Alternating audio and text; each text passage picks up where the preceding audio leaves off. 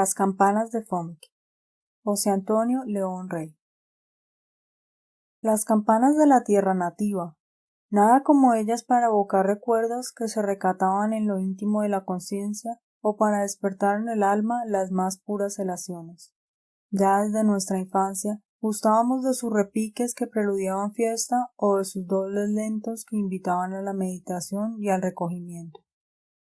Y cuando después de algunos años de ausencia de nuestro lugar volvemos a escuchar su tañido que con ningún otro puede confundirse, reviven entonces ante nuestros ojos todos aquellos tiempos primaverales aureolados con la maravilla de una multitud de cuentos de hadas, de embrujos y de tesoros fabulosos. Oír nuevamente las campanas es recordar ese cúmulo de leyendas que en las tardes, después de terminadas las ocupaciones del día, allá en el ambiente tibio del hogar, escuchábamos embelesados de boca de nuestros padres o de alguna tía bondadosa o del alma crédula y buena. El toque de nuestras campanas es la voz misma del pueblo que nos vio nacer, voz que entra derechamente al espíritu para recordarle el cumplimiento de los deberes y para animarnos en toda obra de superación personal. Un pueblo sin campanas sería un pueblo mudo, un pueblo sin voz y sin espíritu, y a veces se me antoja que el tañido de las campanas también contribuye poderosamente en el modelado de la personalidad. Las campanas graves y de son enroquecido deben poner allá en el subconsciente algunos miligramos de prudencia y de discreción, y las de claro tañido, de notas altas y puras, no dejarán en el espíritu el incentivo de las nobles empresas y la ambición de la gloria, y el afán de perfeccionamiento y el aguijón de la justicia. Pero no se trata ahora de hacer consideraciones psicológicas, sino de entrarnos por el florido atajo de la leyenda, partiendo, eso sí, de los datos que la realidad suministra.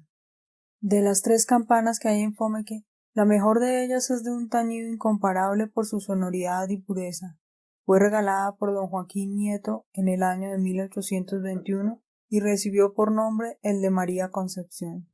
Se habla en el lugar de que algún arzobispo, admirado por la bondad de la campana, propuso alguna negociación por ella a fin de llevarla para la catedral de Bogotá, pero los feligreses manifestaron poco deseo de desprenderse de su joya. La segunda, de sonido un tanto bronco que se llama María del Carmen, fue fabricada en 1908 y lleva las iniciales del presbítero Jacob Gómez Navarro, cura que fue en esa época. La última, la más pequeña, como que apenas tendrá unos 35 centímetros de altura, no tiene nombre alguno sino una inscripción según la cual su antigüedad remontaría hasta el año 1029. Podría hacerse un estudio sobre la autenticidad de esta preciosa joya que envidiaría cualquier anticuario, pero ello es completamente extraño a este trabajo. Así llegaríamos hasta descubrir cómo aquella reliquia fue descolgada por pequeña y de escaso valor de las torres de alguna vieja catedral peninsular para embarcarla hacia el Nuevo Mundo y destinarla luego al uso de nuestra villa oriental. Con todo, y según se cuenta en los contornos, ninguna de las campanas existentes resiste una comparación con la famosa campana del diablo. ¿El diablo con campanas? Pues sí, señor, y vaya la historia. Al sureste de Fomeque levántase con imponencia y majestad la cordillera de los Órganos, llamada así porque sus rocas afectan formas fantásticas que unas veces parecen las ruinas de castillos gigantescos y otras los restos de monstruosos órganos cuyas trompetas se dirigieran desafiantes a los cielos. Allí los rayos caen de continuo, desprendiendo de la altura bloques inmensos de piedra que ruedan con estrépito hasta la planicie. Hablar de los órganos en Fomeque es nombrar la región del misterio, como que la imaginación lugareña gusta de poblar aquellas soledades con seres imaginarios, y hasta las viejas en sus consejas los toman como el tema obligado de sus impresionantes relatos. La belleza agresiva y grandiosa de aquella cordillera la hace digna de que los turistas del país la visiten. Algunos años después que don Miguel de Ibarra, valeroso vástago castellano, echara las bases de la villa, en 1593, el párroco de ella llevó, después de 1000 penalidades ocasionadas por lo intransitable del camino que trasmontaba el páramo de Cruz Verde, una valiosa campana de plata, tan famosa que todavía de ella conserva memoria el pueblo.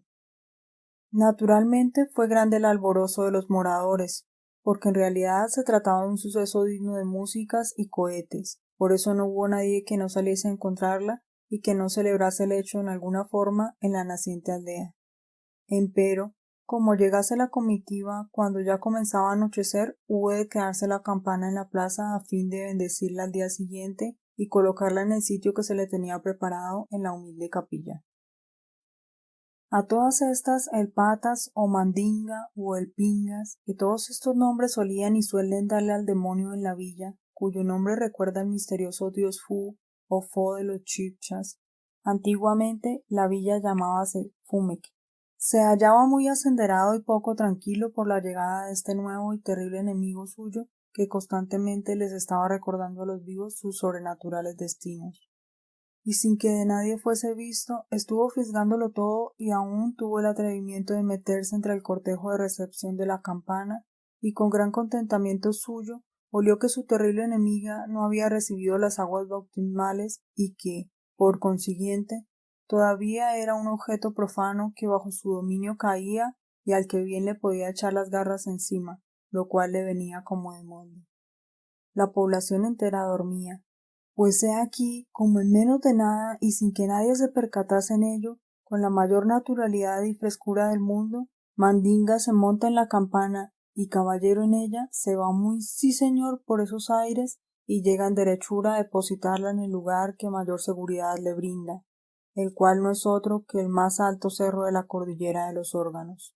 Y con tal rapidez y donosura realizó su hazaña que bien podría decirse que jamás bruja alguna montó con más firmeza y aplomo en su escoba para encaminarse al aquelarre que nuestro Pingas en la campana. Al clarear la nueva aurora, la consternación de los fomequeños no es para contada, pues unos eran de parecer que los indios de Ponta, que tan remolones se mostraban para recibir la nueva fe, se la habían sustraído, pero de esta afirmación no se podía presentar la menor prueba ni el más ligero indicio. Otros llegaban hasta culpar a aquellos castellanos muy amantes del oro y que también se dejaban deslumbrar por la plata, pero pronto se desechó tan temerario juicio, no sólo porque no cabía en cabeza humana el que un cristiano pusiese sus manos en cosas sagradas, sino porque no faltó quien sin más dimes ni diretes puso al Patas de vuelta y media al sindicarlo como al único capaz de acometer la desusada empresa de robarse la campana.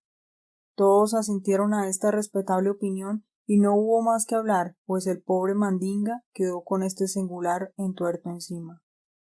Pero el demoníaco propósito sí era que alguno tenía cuando se trasteó con tanta viveza la presea que iba a ser destinada al culto divino, no se adivinó por entonces. Lo único que se veía claro era el impedir por ese medio que la voz de Dios congregase a la fervorosa grey, formada en gran parte de indios que le habían sido arrebatados al enemigo malo por los padres agustinos, misioneros virtuosos, entre los cuales descolló el muy celoso y muy noble fray Lorenzo Rufas de Victoria. Años más tarde se supo cierto que lo que el Pingas quiso buscar fue más que todo una distracción, si es que él puede hallar en algo distracción, llena de irrespeto para el Señor. ¿Y cómo vino aquel convencimiento? La casualidad, a la que tanto poder suelen atribuirle los eruditos, despejó el misterio. Un Viernes Santo de no sé qué año, día en que las campanas enmudecen, un viajero que cruzaba los páramos que circundan la cordillera de los Órganos, al trasponer una altura a eso de las 3 de la tarde, tuvo para quedarse pasmado y como clavado en tierra cuando sintió sobre los propios montes que delante de sí tenía el repique argentino y alegre de una campana, seguido de una carcajada descomunal que retumbó en las oquedades de las rocas y puso pavor en el corazón de aquel malaventurado viajero que mal hacía en andar en semejante ocasión por aquellos yermos en vez de asistir a los oficios recordatorios de la pasión. Desde entonces, cuando los cazadores de venados recorren esos lugares, siempre han buscado la campana del diablo. Encontraranla de seguro si se les ocurriese acercarse a los Órganos en un Viernes Santo y a las 3 de la tarde. La poesía popular que encarna las aspiraciones y sentimientos del pueblo recogió también esta bella y extraña tradición en una copla que pude escuchar de labios de un cantor campesino en una venta de mi tierra. El diablo te lleve a ti, cual se llevó la campana, si no vinieres, morena, a visitarme mañana. De Tierra Embrujada, Tradiciones y Leyendas. Suscríbete a mi canal, Regálanos tu like o me gusta. Déjanos tus comentarios y comparte. Activa la campanita para recibir las notificaciones.